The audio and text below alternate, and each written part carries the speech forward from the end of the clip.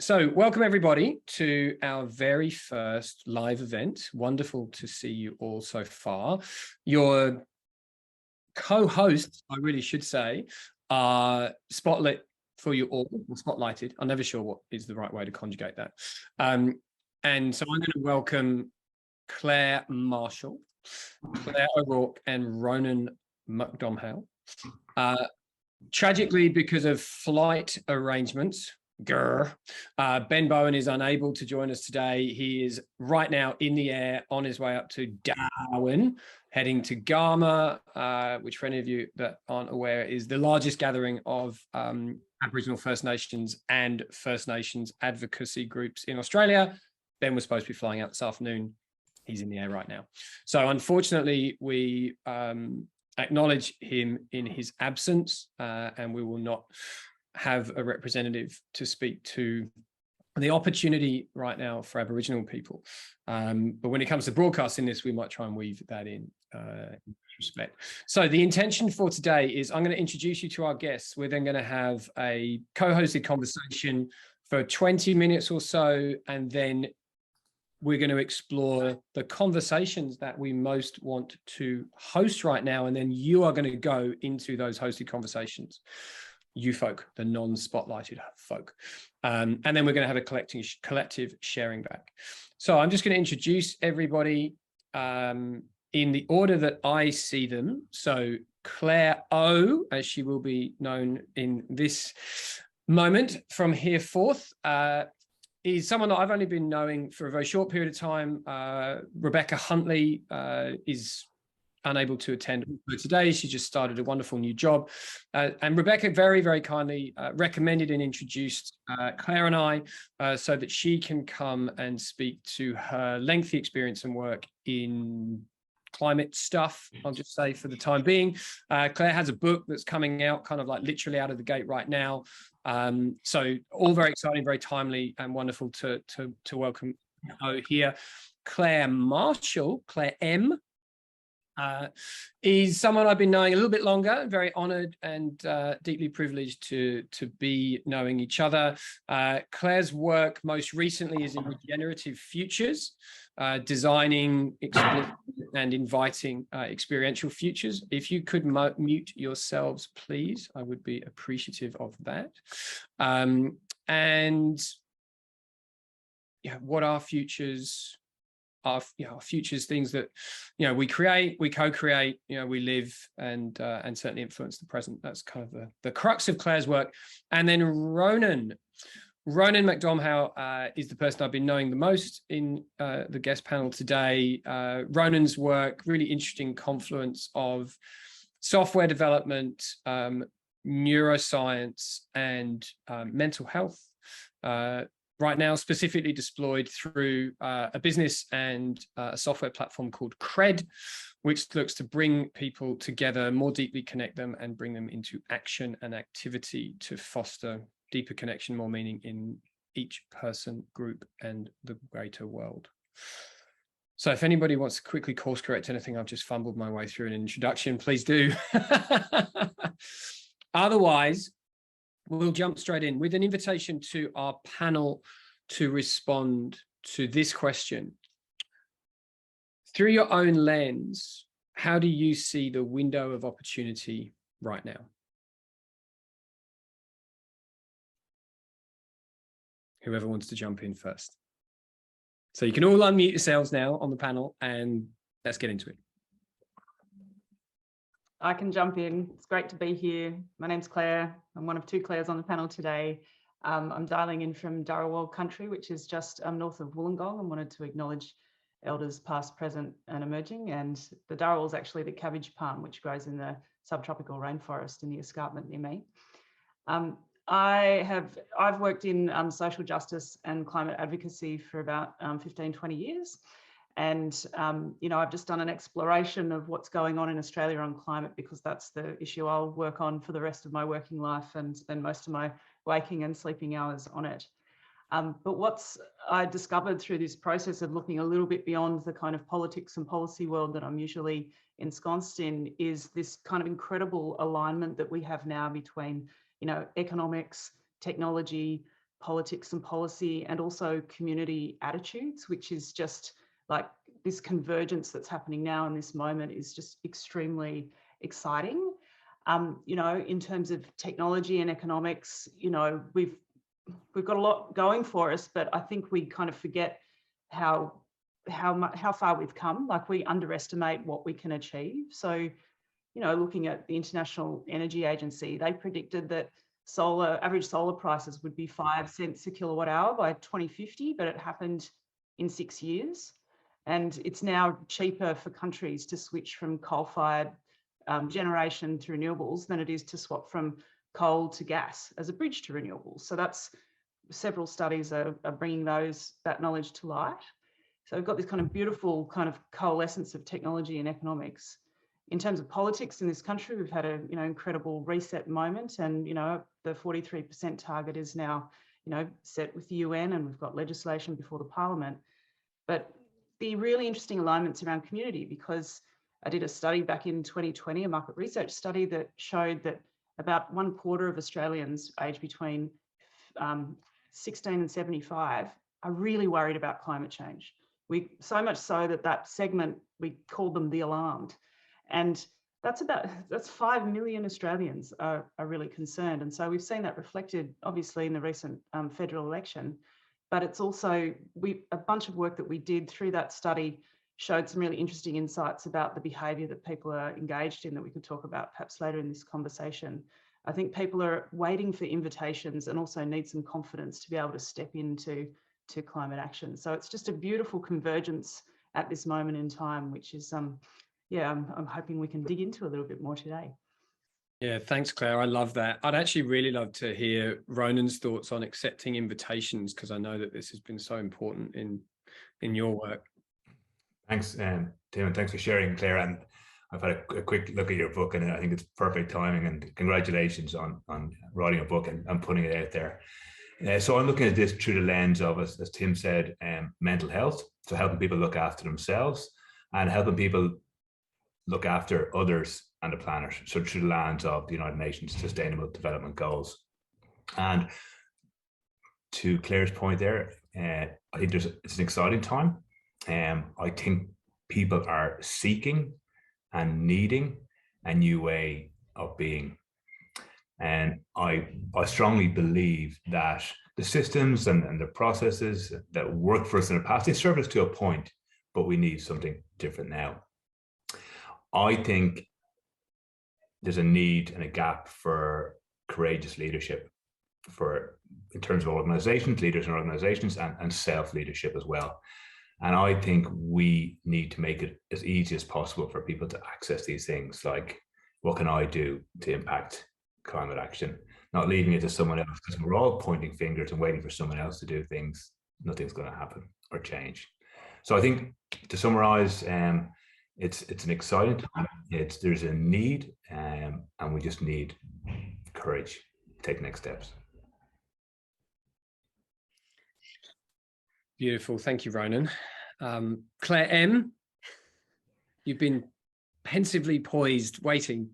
I have, and I think I love the positivity and everything. And I want to take slightly a different tack, but I'll get to the positive side as well, which is that, so I've been living up in the Northern Rivers, and I think what we've seen, so from my work, I specialize in experiential futures. So the future is so difficult and uncertain that it can be hard for us to really contemplate seriously. So sometimes when you can create real experiences of what a future might be like, it allows us to make kind of better decisions.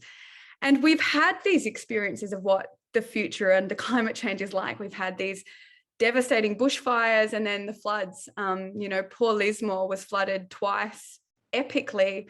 And the community that I was living in, you know, really came together. We saw a lot of courageous leadership, not necessarily from the usual sources, but from people just going, I'm going to step up and I'm going to go and help people in my community. But I think that this, even though this has been a really difficult time and there's a lot of people still in trauma and still hurting and a lot of community building that's happened, there has also been a lot of thought of, especially with, I think, the twin floods, that we need to seriously consider structures for the future if we know that these extreme weather events are going to keep happening.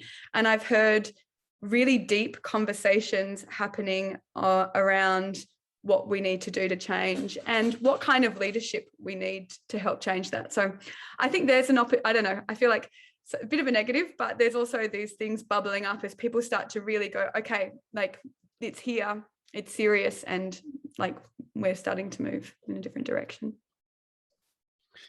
Thank you. I might just build on all of that and say that the big shift that I'm sort of sensing a rising awareness of is a need to address our culture, and at the level of like, what is our purpose as a nation? Arguably, what is our purpose as a species? But I think certainly I would really love to see an open dialogue about what is Australia's purpose and what are Australian values right now, and how do they connect to what's needed at the local level. How does that bring community to life, and how does that drive institutions, systems, structures, and enterprises all in a convergent direction?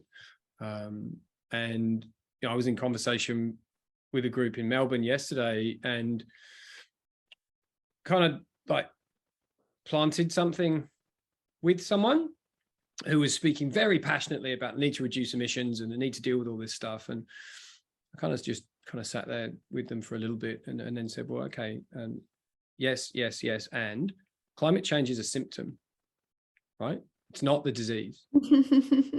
So there's a lot of causation that we need to sort of address and speak to as well here. And I think that really plays into what everyone has said so far, but to me most significantly, Ronan, this sort of realization that there's a need in each of us that we need to address more fully as we go in with this work. So we're about the halfway point in this conversation right now. I can sense some emergent themes already, but I'm gonna hold them nested just in myself for the moment. Who'd like to pick up the thread next? Sensing a lot of energy in you, Clairo. Yeah. It's just everything that we've been talking about is just really coming together for me in one of the stories that I managed to capture in the book. And it's the community of Cobargo, which is, down the south coast of New South Wales. You might remember that community. For folks who aren't from Australia, Cobargo hit the national headlines during the Black Summer fires because our Prime Minister went down there and was not well received by the community. But what was more interesting, this community of about 800 people, the town centre was decimated by the fires. The community was really in crisis. And there was a wonderful person called Deborah Summer who is schooled in something called the art of hosting, which is essentially kind of well-facilitated group conversations. It's a global network of practice, community of practice. And she pulled together what they called the Cobargo community catch-ups. And they started hosting in-person catch-ups when anyone would come. The first one had 100 people turn up. And it was just around creating well-facilitated time and space for people to reconnect, heal, and then quite quickly started creating new possibilities. It unleashed a plethora of this kind of organic growth of projects and helped leverage, community fundraising efforts that brought in millions of dollars to help rebuild the town centre, many with cooperative owned ventures, like most of the rebuild is going to be cooperative run. They've got a tool library now. They've created art and creative projects. It's just really interesting that kind of small interventions of creating time, like well-facilitated and well-held time and space, has just helped that community heal. There's still loads of challenges in that community. There's still people trying to find housing. There's been a lot of enormous mental health impacts, as you can imagine. But it's just this kind of beautiful planting seeds and allowing for reconnection and healing is like a form of leadership I think we can really reflect on and capture and look at how you can grow that. It's just a beautiful story of how small interventions can create really outsized impacts when you kind of don't know where those pathways will lead.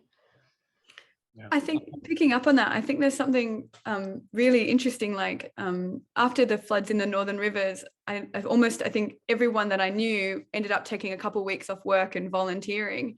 And after a community that was quite split due to the pandemic and different beliefs and everything, it was like this moment where everyone kind of came together and I think that something that like the art of hosting like these Cobargo community catch-ups, we don't have a lot of opportunities to just connect with our community in day-to-day life.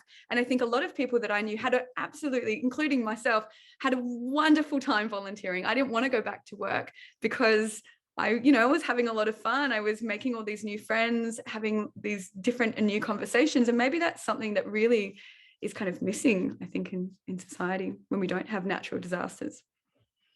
Yeah, thank you, Claire. I mean, I'm going to hold it. But I have a question we might speak in about spaces. But yeah, it's really interesting that you bring up that story and that township in particular. And I'm really honoured to know some Cobargans and have gotten to know them through training people in art of hosting, and which is a program underway up and down the South Coast now, that I've been invited to sort of become part of that team. And just to link this into Ronan's work specifically, like what's emerged through that work is that if we just look at housing as an example, I forget the specific number, but I know the percentage of homes that's been rebuilt is 7% of homes that were destroyed in the Black Summers have been rebuilt in that region, right, in the lower part of the South Coast. And there's been lots of speculation about what that is. Yes, there was issues with funding. Yes, there were issues with council bureaucracy. All of those barriers have been removed, and yet the rebuilding process has not happened. And what the indicators are pointing to at the moment is the number one reason for that is unresolved trauma and mental health issues, and that simply sitting down, looking at floor plans, looking at paint brochures is so triggering to people. And some people have now very much adopted an identity of a bushfire survivor who lives in a caravan, and that's basically become their story. Other people, it's the trauma of what they've lost, and that they're still working their way through a grief cycle.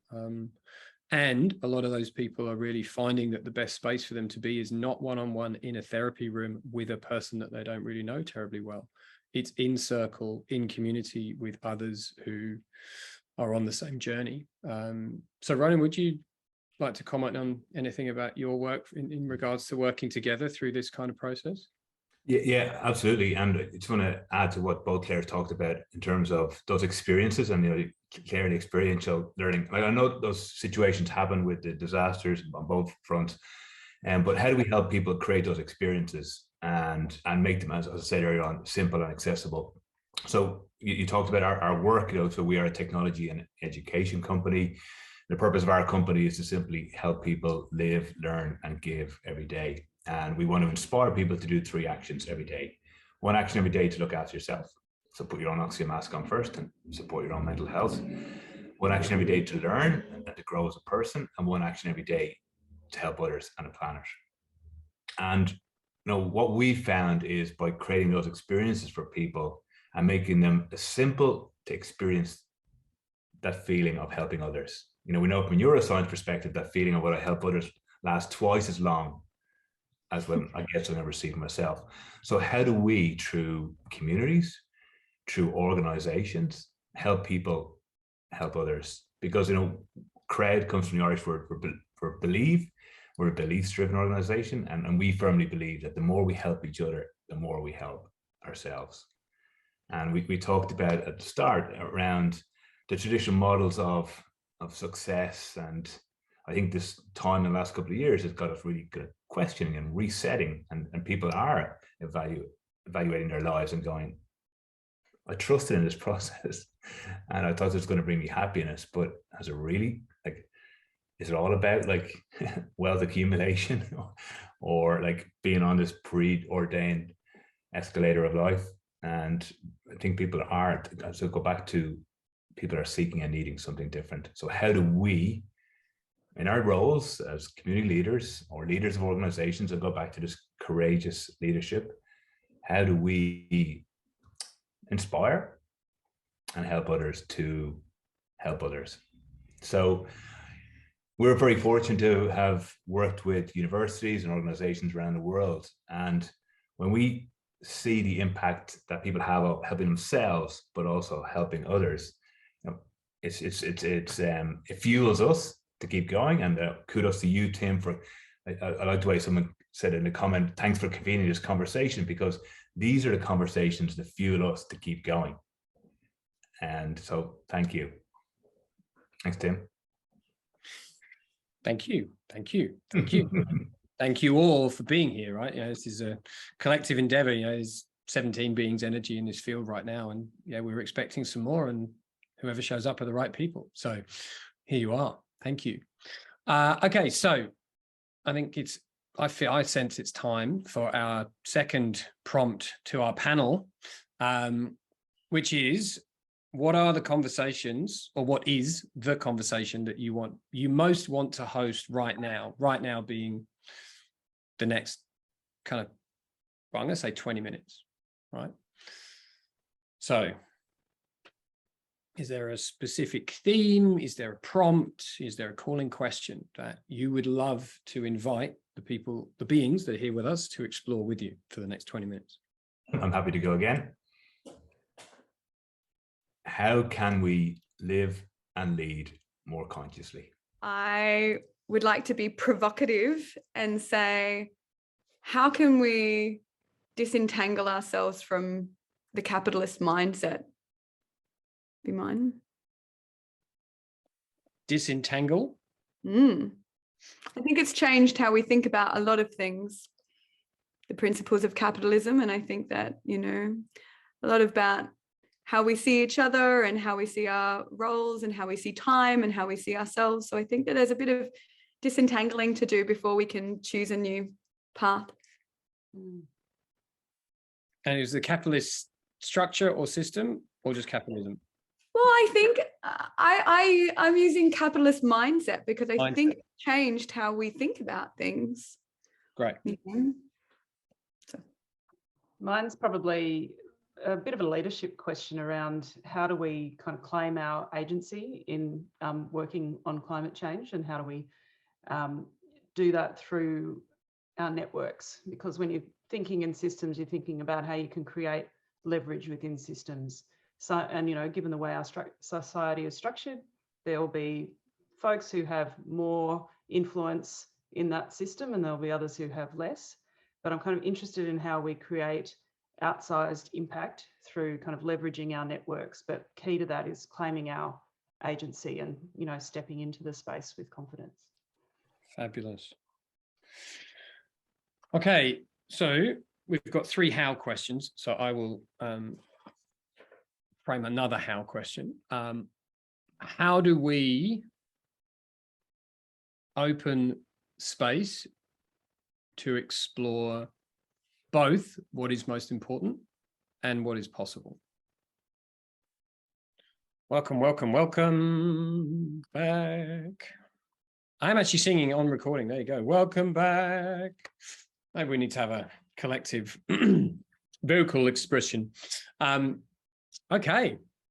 So we'll just wait for everybody to jump back in. Hopefully there'll be a couple of moments. Well, they've actually only got 16 seconds before they're forcibly evicted. We were good. We did what we were. You did. Thank you. Thank you. Thank you. It was not long enough. They never are. They never are. They never are. I hope that was sufficient. I hope some of you have a sense of completeness in the time that we have given ourselves permission to be together. So let me just re-spotlight. Just in the, actually, no, maybe spotlighting's not required. I think we'll have enough of a sense of who's here. So in the, so I'm going to be a little bit adaptive here. In, let's say, kind of sort of 60 seconds each, if I could invite each of the room conveners except me, because nobody wanted to talk to me. So I was all by myself for a while, which is because all the other questions were just so fascinating. And maybe you've all heard enough of me over the podcast and many conversations that I've had with some of you over the years. Yeah, in 60 seconds, share, if each of the room conveners could share back the essence that has emerged in the dialogue. And I think after that, especially with an intimate group of this size, we can just have some free-flowing thoughts, questions. The reminder is that this is now being recorded with the intention of it being broadcast on the podcast. So if you'd like a question that you would not like to speak in to be addressed, please put it in the chat. If you would really like that question to be addressed and you not be associated with it, then just put anon at the start of the chat and we will just air the question without associating you directly with it. I will forever hold that information for whatever dubious purposes I decide to use it with. Okay, so whoever wants to jump in first, our 3 room conveners, what was the vital essence of the dialogue that emerged in your room? So first of all, I'm very grateful to been part of a wonderful conversation. People shared so beautifully and so energetically. So the first thing I would say is there is a energy in these communities, with an energy in our conversation. There's a curiosity. Like, people are coming, not having all the answers, but a genuine curiosity to learn more. Won't name names, but someone talked about, people coming together from the heart as well, which I thought was beautiful. We asked, what does a life led consciously look like? And one response was, does your life reflect your authentic self? And that really resonated with a lot of people. So I think there's a huge opportunity. We talked about what's the window of opportunity. So I think, just to reflect back to the first question you asked, Tim, there is an opportunity and people are seeking and needing, and people who want to be part of something bigger themselves to make real impact in the world. So thank you again for the opportunity to have this conversation, and thank you to the people who are part of our conversation. Well, I can go next if you like. So we sort of started talking, and we started kind of breaking capitalism down a little bit and kind of thinking about, is it capitalism or is it neoliberalism? And Guido shared some examples in Germany where companies need to have stakeholders rather than shareholders. But then that kind of led us onto a discussion of, well, even that is quite human-centric, and do we need an approach where nature and the environment is a stakeholder, and that maybe going from human-centric to like living systems or planet-centric thinking, which led us from sustainability to regeneration and ideas of place and people thriving together. And then Karina kind of had a really great point on how difficult it is to change our mindset before we actually kind of question our mindset and dig into that. So I thought that was quite interesting. Did I miss anything? Anyone? Hi. So we got quite practical actually in our conversation around claiming agency with Timothy and Darren. So I think what we exposed, and certainly the research reflects this, that you need to adopt, if we're going to allow people to step into their agency, we need to create kind of adaptive strategies that are quite specific to different groups and different individuals. So there's particular challenges that folks in our conversation had, or particular opportunities around engaging different groups of people or individuals in accelerated climate action. And, we know that we need to create quite specific strategies to allow people to step into their leadership, whether that's through a coaching approach or whether that's through letting behaviour change lead. Sometimes we might have, quite skeptical folks that want to go and that are skeptical about climate change or its causes or solutions, but once they step into some of the practices, some of the money saving or health benefits, that can actually drive attitude change after the experience. So I think the question of how we're creating experiences for people that allowed them to step in to claim their agency is interesting for us to consider. And thanks, it was a really interesting conversation. Thank you all. Thank you all. Yeah, I think so. For my observations, just to being part of and witnessing, the first conversation, and then watching the flow as you all decided where to go.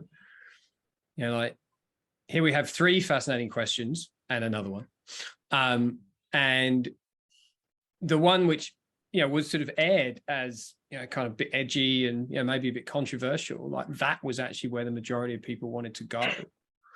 And I think there's another whole thing here in like giving ourselves permission to explore the taboo, right?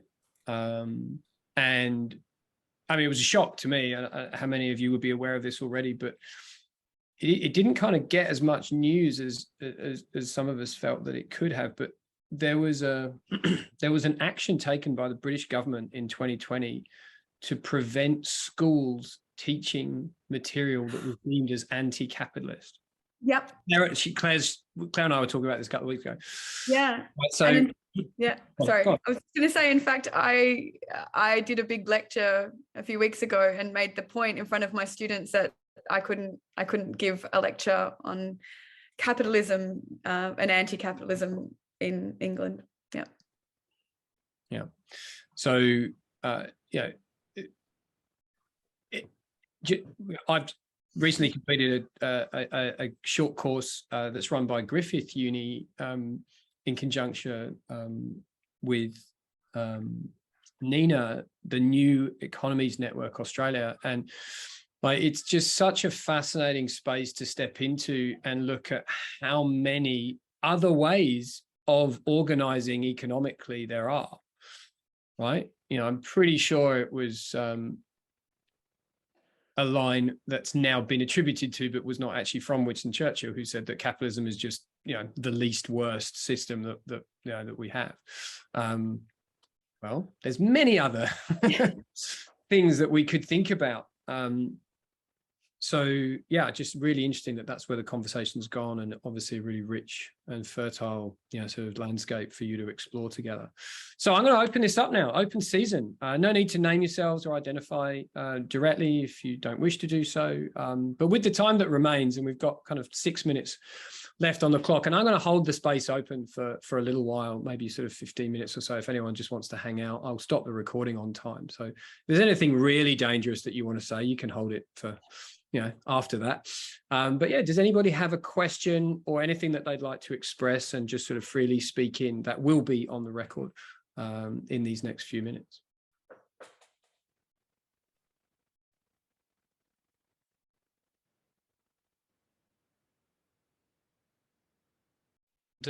Kind of the boiling frog principle, or kind of this short-term thinking versus longer-term thinking, coupled with kind of delayed gratification. Because I've been observing this for a while, and maybe I'm convincing myself of the evidence that I keep seeing. But it's like, there's so many people can handle delayed gratification, and they're the ones that kind of theory shows that they're the ones that succeed. But there's a lot of people who don't. So when we make choices between present, current kind of gain versus future gain, a lot of people choose the current. So how much of this issue that we're facing today is to do with convincing the larger part of society, I guess, that we need to make those sacrifices for the benefit of the future, which ultimately is good for everyone? Well, can I jump in? I don't know what. Yeah, sure. Okay, so yeah, I think this is really interesting. I think that we've also, as modern society has progressed, our ability to think on longer timescales has decreased, and we can see a lot of evidence on this, even from like the news cycle, which has become really condensed. But the other thing that I wanted to add that I think is super interesting, which is that this process of prioritizing the present over the future, this process of temporal discounting increases dramatically with stress. If you're stressed, it's like you kind of get these like blinkers on and just think about the immediate and really are not able to do the expansive thinking about the long term. And I don't know if the other panelists have something to add to that, but I think that's really interesting that we're kind of in this stressed society that prevents us from thinking too far into the future. I'd just like to invite, I think it's thank you for the prompt. Thank you for the response, Claire M. I'm going to invite Alan, who's got his hand up, to jump in, and then Claire O. Okay, thank you. Yeah, I think playing into that is especially when we look at it from biases, human biases, loss aversion. If you give somebody something, they would rather not have it taken away from them than actually get given it, and even though it's the same thing. And so that makes it very difficult to go, oh, I might lose a little of my lifestyle for the long term because, oh no, I need it now. I need this fix on what I've already got used to. And also the other side that plays into that is, and they're all related, it's just another perspective on it, is that fear. You know, it's okay, we destroy the environment now, we can see what's happening. We know that in 20 years' time, half the houses can't be insured. We know that everything, but that's 20 years away. Yeah, we'll be fine. The fact that it'll cost us 3 times more because we've done it then doesn't matter. That's a long way away. I've done my job by now, I'm out. So it's a safer bet to just look at now. Thanks, Alan. Claire O. I think what ties into this is, you know, that stress. You know, I'm a former journalist, and the kind of accelerated pace of negative news is what dominates, is what I think news editors think we want to read about. And I think we have to be intentional to actually expose ourselves to more positive storytelling, because it frees up our brains to think, you know, about what's possible. There's a brilliant book by Robert Hopkins, who's from the UK and founder of the Transition Towns movement, and it's called From What Is to What If. And he talks about the most powerful word in the English language is the word imagine, because it unlocks our brain, it frees up our, you know, ability to see potential, it frees up our ability to be creative and to solve problems. And I think not only do we need to correct this negative bias in the news, but we kind of need to correct it in our own head and be intentional about trying to find that balance so we can actually see what's possible. Brilliant, thank you. I see another hand there as well, Rachel. And can I just invite you to hold that just for one moment, purely out of timing, and I know that Claire O has to go. Thanks so much. It's been an awesome conversation. I really appreciate it. Thank you. Claire can stay for another 5 minutes. Beautiful. In which case, with everyone's permission, Ronan had his hands up first out of fairness. So Ronan, followed by Rachel. Rachel, are you okay to hang on for another 5 minutes or so? Beautiful. Thank you. Ronan. So I love the point about delayed gratification. Tim and I, we've spoken about redefining success. And I think that's a kind of key thing we need to do. So the traditional models of measuring success in terms of monetary, etc., I think they need to be changed. For those of you who haven't read, there's a great book by Tim Duggan, Australian author, Cult Status, How to Build a Business that People Adore. And he talks about step 1, think impact first. And I would suggest that when we think about the impact that we want to create in the world, it redefines the success criteria. I would say that social entrepreneurs are actually the ones who have embraced delayed gratification the most, because we know we're playing the long game and we measure ourselves like very differently. So we have obviously got a technology company. I don't define my success as the number of downloads of the app in the App Store. I define our success by the impact that we're having.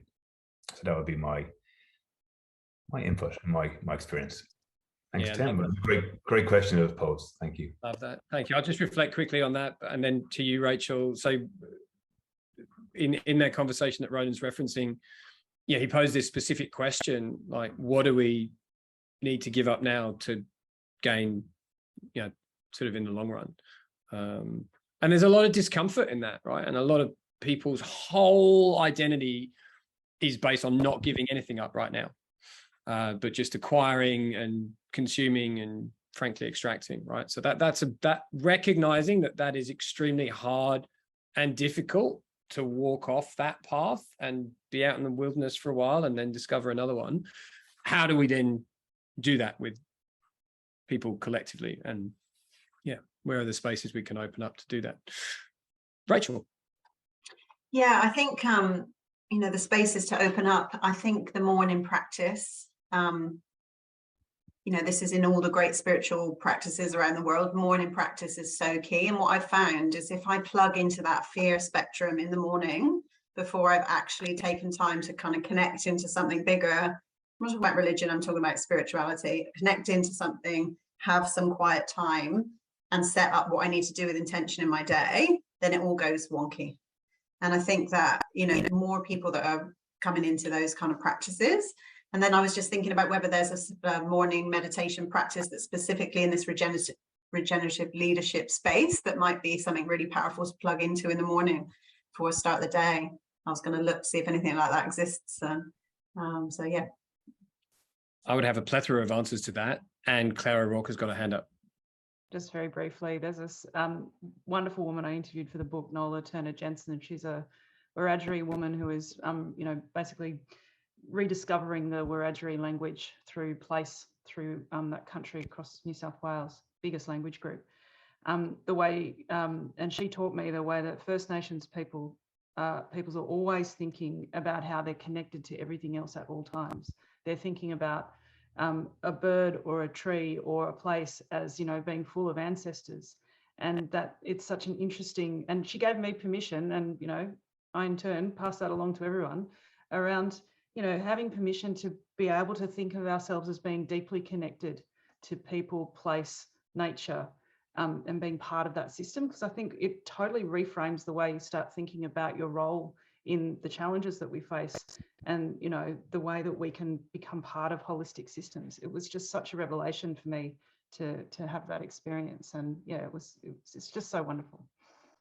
No, I love that. And I see Claire Marshall's hand, and I'm just going to read something that I shared this morning. It's from one of my current favorite books, which I'll name in a moment, but here's the little quote. As a human open to the truth that something can be made sacred by the attention we grant it. All right, so that's from a wonderful book called Rooted: Life at the Crossroads of Science, Nature, and Spirit. For those of you with a camera, there it is. All right. By Leander Lynn Haupt. And so, do we make sacred our Instagram feed because we give that our attention? Do we make sacred ourselves and our embodied experience because we give that attention? Do we make sacred our relations with our family because we give them our attention? Are we attentive simply to the loudest noise or the most frequent sound? Right. I think so. I love everything that's, well, I love everything that's occurred in this whole session. I'm just so grateful that everyone's rocked up. But I think this whole thing about radical presence, deep attention, is really, really vital, and a lot of nuance, you know, in that, you know, but that is always contextual, moment by moment, and agentic. So yeah, Rachel, I'd love to open up some space and talk more directly about that, and specifically morning practice. But Claire Marshall, please. Oh, I just wanted to comment on that, Rachel, that it's really funny.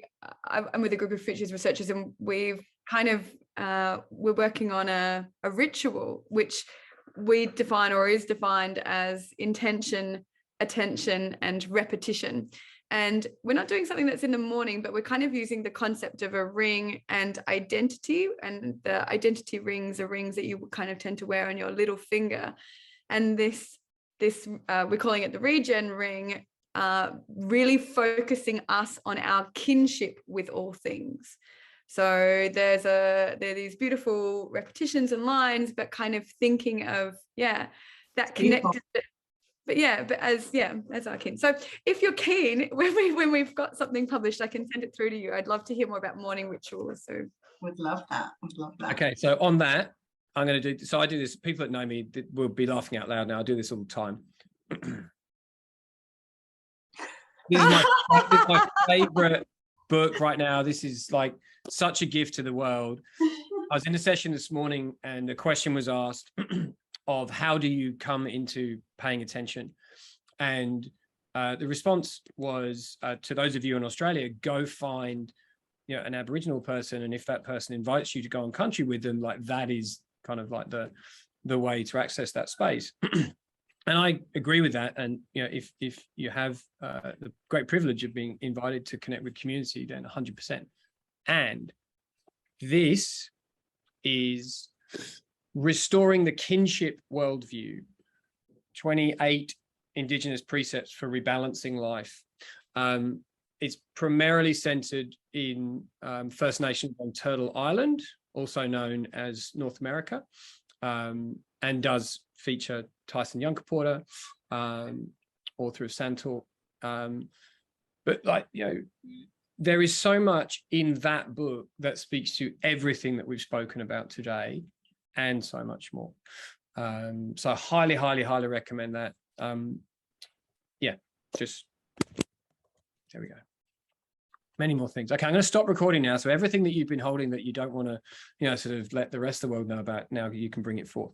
So just before I do that, purely for, you know, sort of broadcasting, could I invite everybody that's willing to just unmute and say whatever they want to say, just in a big kind of mass expression, including you, Claire Marshall. You can say goodbye right now. All right, she's gone. So whatever you want to say it now, and I'm going to turn the recording off, and then we can talk for a little bit longer if you'd like. I'm so happy I came today. Thank you. Thanks, Tim. Thanks for having us. Yeah, Thank thank you you. for very Really grateful to be part of it today. Thank you, Tim and Thanks team. for organizing, Tim. thank you. It's beautiful.